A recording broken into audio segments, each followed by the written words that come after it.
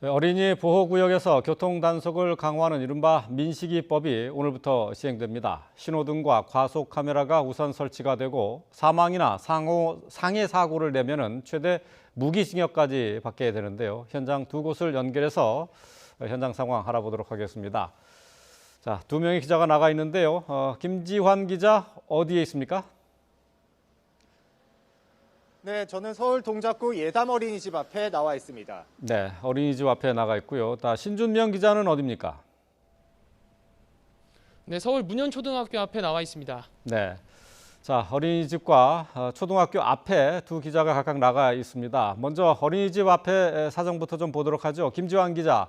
자, 그곳에서도 어린이가 차에 치여 숨지는 사고가 있었다고요? 네, 그렇습니다. 제 뒤로 보이는 이곳에서 지난 2018년 4월에 사고가 있었습니다. 당시 초등학교 1학년 조모 양이 이곳을 건너다가 마을버스에 치여 그 자리에서 목숨을 잃었습니다. 이곳에는 어린이집뿐만 아니라 50m 떨어진 곳에는 초등학교도 있는데요. 하지만 어린이 보호구역이라는 말이 무색하게 당시 안전시설이라고는 신호등 없는 건널목 하나가 전부였습니다. 이런 환경이 사망사고를 일으켰다는 지적이 잇따르자 곧장 시설 개선에 들어갔는데요. 우선 신호등과 과속단속 카메라를 설치하고 건널목을 고원식으로 바꿨습니다. 고원식은 일반보도와 높이가 같아서 자동차가 횡단보도 근처에 오면 자연스레 속도를 낮출 수 있도록 설계됐는데요. 여기에 어린이 보호구역에 들어오면 이 자동차의 속도를 측정해서 알려주는 표지판도 새로 만들었습니다. 횡단보도가 있다는 표지판과 그래서 주의를 해야 한다는 표지판까지 추가 설치했는데요.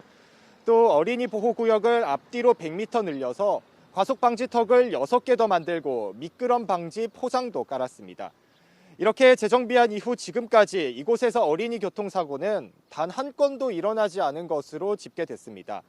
정부는 전국의 어린이 보호구역에 오는 2022년까지 이것과 마찬가지로 무인 교통 단속 장비와 횡단보도 신호기 등을 의무적으로 설치할 방침인데요. 시설 개설 등을 위해 올해만 2,060억 원을 투입할 예정입니다.